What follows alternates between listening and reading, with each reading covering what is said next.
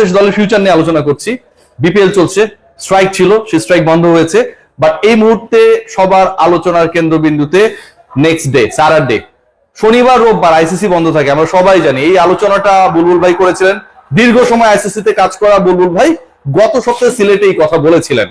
সেই আইসিসির প্রতিনিধি দল Bangladesh government and with the BCB discuss করার জন্য স্যাটারডেতে, আজকে রাত পোহালে আগামীকাল হবে, এবং আগামীকাল মানে আজকে দিবাগত রাত ভোর 4:30 থেকে 4টা নাগাদ দুবাই থেকে ঢাকায় ল্যান্ড করার অপেক্ষায় আইসিসির প্রতিনিধিদের। বাংলাদেশকে বিশ্বকাপে যেভাবেই হোক নিতে চায় আইসিসি, বিসিসিআই, বিসিবি খেলতে চায়, but the question is that বাংলাদেশের এই আপকামিং ওয়ার্ল্ড কাপের ভেন্যুটা কোথায় হবে। আমরা যে ডিসকাশন করেছি, আপনারা যে ব্যাপারে একমত হয়েছেন এবং যে ডিগনিটির প্রশ্ন নিয়ে বাংলাদেশ আইসিসি এবং বিসিসিআই, বাংলাদেশ ক্রিকেট বোর্ডের সাথে বাংলাদেশ গভর্নমেন্ট সবার একটা টানাপোড়েন তৈরি হয়েছে, আলোচনা তৈরি হয়েছে, সেই ডিগনিটির জায়গায়, সম্মানের জায়গায় বাংলাদেশ ছাড় দেবে না। মুস্তাফিজকে অপমান করা, রুলড আউট করে দেয়া, বাদ দিয়ে দেওয়া, পোস্ট এরেস্ট করে দেয়া, এগুলো সবগুলোই পুরো বাংলাদেশকে, Mustafiz is the representative of Bangladesh cricket, he is the representative of our nation. মুস্তাফিজকে বাদ দেয়া মানে পুরো বাংলাদেশের গায়ে হাত তোলা, অনেকটা তাই। এবং সেই জায়গাটায় বাংলাদেশ সরকার, বিসিবি যে স্ট্যান্সটা নিয়েছিল যে বিশ্বকাপ আমরা খেলতে চাই, কিন্তু যেই মুস্তাফিজুর রহমানের একজনের সিকিউরিটি নিয়ে টালমাটাল অবস্থা ভারতে, যে একজন মুস্তাফিজুর রহমান খেললে শিবসেনা এবং অন্যান্য যে দলগুলো রয়েছে তারা বিভিন্ন ভাবে হুমকি ধুমকি দেবে, আক্রমণ করা হবে, বিমানে হামলা চালানো হবে, বাংলাদেশ দলকে ল্যান্ড করতে দেওয়া হবে না, এইরকম ডিসকাশন গুলো যখন হচ্ছিল তখন বাংলাদেশ সরকার জানিয়ে দিয়েছে, বাংলাদেশ ক্রিকেট বোর্ড জানিয়ে দিয়েছে যে সেখানটায় আমি আমার এতগুলো ক্রিকেটারকে, সাংবাদিকদের, সমর্থকদের কিভাবে নিরাপত্তা নিশ্চিত করবো। So we are not going to play hour next world cup in the soil of India. এরপরে আলোচনা বেড়েছে, ডাইমেনশন পেয়েছে, এবং বাংলাদেশের স্ট্যান্সটা কতটুকু শক্তিশালী সেই শক্তির জায়গাটা প্রমাণিত হয়েছে যখন আইসিসির ডেলিগেশন, আইসিসি যখন ডিসাইড করেছে যে তাদের ডেলিগেশন বাংলাদেশে পাঠাতে হবে।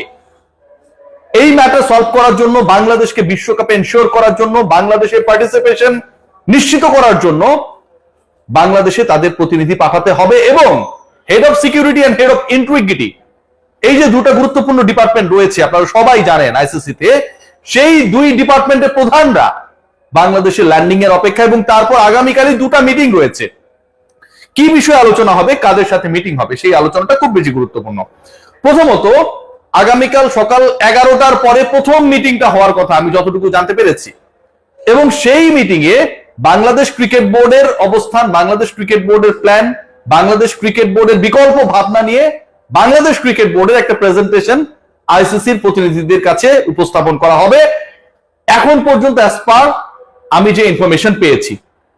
এরপর আরেকটা মিটিং রয়েছে, সেই মিটিংটায় থাকবে বাংলাদেশ ক্রিকেট বোর্ড, বাংলাদেশ সরকার এবং আইসিসি। এই যে ত্রিপক্ষীয় একটা মিটিং, যেখানটায় বাংলাদেশের ক্রিকেটার, বাংলাদেশের ক্রিকেট দলকে বিদেশে খেলতে গেলে, বাংলাদেশের বাইরে খেলতে গেলে গভর্নমেন্ট অর্ডার, জিও, এটা ছাড়া কোনো ক্রিকেটার ট্রাভেল করতে পারবে না, কোনো কোচিং স্টাফ, সাপোর্ট স্টাফ কেউই ট্রাভেল করতে পারবে না, সরকারি আদেশের দরকার হয়। সো গভর্নমেন্টের অর্ডার ছাড়া বাংলাদেশ ক্রিকেট বোর্ড যতই ইচ্ছা পোষণ করুক না কেন, যতই ডিসাইড করুক না কেন, বাংলাদেশ দল পৃথিবীর কোথাও যেতে পারবে না। এবং এই স্টেটমেন্টটা যে বাংলাদেশ খেলবে না, এই স্টেটমেন্ট এবং এই স্ট্যান্সটা হচ্ছে বাংলাদেশ ক্রিকেট বোর্ড নেয়ার আগে এটা সরকারের স্ট্যান্স ছিল। আপনারা সবাই জানেন আসিফ নজরুল যুব ক্রীড়া উপদেষ্টা, তিনি যেদিন ঘটনা ঘটেছে সেদিন রাতেই ফেসবুকে, সোশ্যাল প্ল্যাটফর্মে জানিয়ে দিয়েছেন যেখানটায় আমরা সিকিউর না সেখানটায় আমরা দল পাঠাবো না, এবং পরবর্তীতে বাংলাদেশ ক্রিকেট বোর্ডের অবস্থাটা ক্লিয়ার হয়।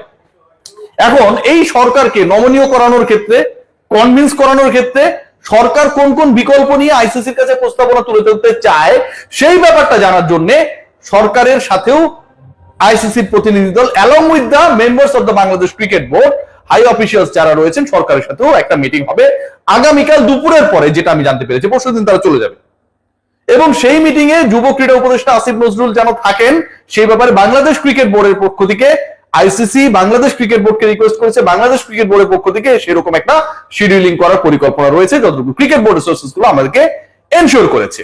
সো আপকামিং যে মিটিংস গুলো হচ্ছে সেগুলোর একটাই লক্ষ্য, একটাই উদ্দেশ্য, একটাই গোল, সেটা হচ্ছে বাংলাদেশকে যেভাবে হোক বিশ্বকাপে খেলানো। আগামীকাল 17 তারিখ আপনারা সবাই জানেন আইসিসির ডেলিগেশন চলে যাবে 18 তারিখে, বিশ্বকাপ শুরু হবে 7 তারিখে। এই শর্টেস্ট টাইমের মধ্যে যতটুকু বিকল্প ভেন্যুতে বাংলাদেশকে খেলানো পসিবল, তার থেকে পসিবিলিটি আরো অনেকাংশে, শতাংশের হিসাব যদি করি 99% কম যে আপনি নতুন একটা দলকে ঢুকাই দিলেন। সিরিয়াসলি ওই দলের প্রিপারেশনের ব্যাপার আছে, সেই দলের ভিসা ইস্যু রয়েছে। ইন্ডিয়ান ক্রিকেট বোর্ড, পাকিস্তানি বংশোদ্ভূত অথবা মুসলিম ক্রিকেটার বিভিন্ন দেশে যারা রয়েছেন খেলছেন, আলী খান থেকে শুরু করে আদিল রশিদ, এদের ভিসা নিয়ে যে নাটক শুরু করেছে ভারতীয় সরকার, সেই জায়গায় আপনি একটা নতুন দলকে ঢুকিয়ে দিলেন, তাদের ভিসা নিয়ে কোনো সমস্যা হবে না, তারা গেল খেলে আসলো, নতুন আর একটা সংকট তৈরি হবে না সেটার কোনো গ্যারান্টি নেই। আইসিসি সেটা চায় না। আইসিসি কি চায়? আইসিসি চায় যে বাংলাদেশই খেলুক, বাংলাদেশকে কনভিন্স করে 3:1 3-1 এই যে পরিকল্পনাটা, এটাকে তারা এনশিওর করতে চায়। অর্থাৎ বাংলাদেশ যে ম্যাচেস গুলো খেলবে তার 3টা ম্যাচ বাংলাদেশ খেলবে হচ্ছে শ্রীলঙ্কার মাটিতে, একটা ম্যাচ ভারতের মাটিতে। প্রথম প্রস্তাব যেটা দেওয়া হবে যতটুকু জানা গেছে যেখানে 2-2 শ্রীলঙ্কায় বাংলাদেশ গিয়ে 2টা ম্যাচ খেলবে এবং 2টা ম্যাচ তারা খেলবে হচ্ছে ইন্ডিয়ার মাটিতে, এরকম একটা প্রস্তাবনা পরিকল্পনার জায়গা রয়েছে যেটা শোনা গেছে। এবং এরপরে সেটা 3-1 যেতে পারে। কিন্তু বাংলাদেশ সরকার, ক্রিকেট বোর্ড, তাদের অবস্থানটা হচ্ছে ভাই আমরা খেললে 4টা ম্যাচই ভারতের বাইরে খেলবো। কেউ কেউ বলেছেন সাইবেরিয়ায় খেলবেন, ওখানটা উইকেট টুইকেট এখন পর্যন্ত তৈরি করা হয়নি, আইসিসির কার্যক্রম নেই। তো তিনি যেটা বলেছেন তিনি হয়তো নিজেও জানেন না যে তিনি কি বলেছেন। তবে এটা নিশ্চিত যে বাংলাদেশ সরকার ওই 4 ম্যাচের জায়গা থেকে 4টা ম্যাচই বাংলাদেশ ভারতের বাইরে খেলতে চায়, এটা থেকে সরছে না, সরতেও পারে। ভাই আমার গালিগালাজ করেন না, যতটুকু শোনা যাচ্ছে আইসিসি যখন চলে আসছে বাংলাদেশে, আইসিসি যেহেতু বাংলাদেশকে রিকোয়েস্ট করতে আসছে, দেখেন সর্বোচ্চ সংস্থা এসে রিকোয়েস্ট করছে, সেই সংস্থার প্রধানের দায়িত্বে কে? জায়শা। তার মানে কি জায়শা রিকোয়েস্ট করছে, জয়শা নিজে তো এখানটায় আসবেন না, অমিত শাহর ছেলে তাই না, তিনি তার লোকজনকে পাঠাচ্ছেন রিকোয়েস্ট করার জন্য। এটা হচ্ছে এক প্রকার ইন্ডিয়া যে ফালতু কাজটা করেছিল, যে গোয়ার্তুমি করেছিল, যে উদ্ধত্ত দেখিয়েছিল, সেটাকে কিছুটা হলেও মেনে নেয়া যে আমরা আসলে কামটা ঠিক করি নাই। পৃথিবীর অন্য কোনো দল, অন্য কোনো দেশ নিয়ে যদি এই সংকট তৈরি হইতো, আইসিসি সেখানটায় যেত না, 100% যেত না, এই প্রতিনিধি পাঠাতো না, বাংলাদেশে পাঠাচ্ছে। Geopolitically Bangladesh is very important for India, commercial অ্যাসপেক্টসও বাংলাদেশ খুবই গুরুত্বপূর্ণ, ক্রিকেটিং বাজারের ক্ষেত্রে বাংলাদেশের একটা ভ্যালু রয়েছে। বাংলাদেশ এবং পাকিস্তান 2টা দেশের সাথেই আপনি গ্যাঞ্জাম করবেন এবং এই 2 দেশের সাথে গ্যাঞ্জাম করে আপনি এশিয়ান ক্রিকেটকে কন্ট্রোল করতে পারবেন কি পারবেন না সেই নিয়ে ঝামেলা রয়েছে। এই সংক্রান্ত ইস্যুস গুলো ক্রিয়েট হবে, একটা ভারসাম্যহীনতা তৈরি হবে, এটা জায়শা আইসিসি এই মুহূর্তে চায় না।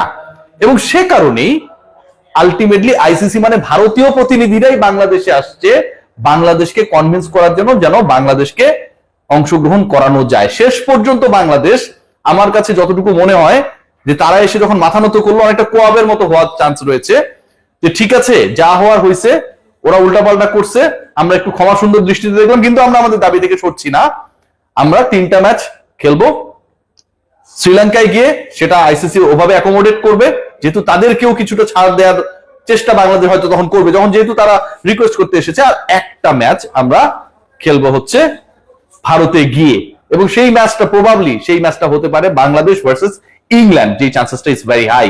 So what is going to happen, যা হতে যাচ্ছে তাতে হচ্ছে আগামীকাল 2টা মিটিং হবে, এবং 2টা মিটিং হবে 2টা পক্ষের সাথে। সকাল 11টার পর থেকেই মিটিং গুলো শুরু হবে। প্রথম মিটিং এ বাংলাদেশ ক্রিকেট বোর্ডের লোকজন থাকবে, এনএসসি লোকজন থাকতে পারে, এবং বিকেলের দিকে আসিফ নজরুলকে ইনকর্পোরেট করে আরেকটা মিটিং হওয়ার পসিবিলিটি রয়েছে। এই মিটিং গুলোর পরে পরশুদিন ডেলিগেশন চলে যাবে, এবং যতটুকু ধারণা করা হচ্ছে বাই নেক্সট মানডে বাংলাদেশের বিশ্বকাপ ভবিষ্যৎ, গন্তব্য, ভেন্যুস, টাইমিং, অপোনেন্ট সবকিছু ক্লিয়ার হয়ে যাবে। অপোনেন্ট কেন বললাম?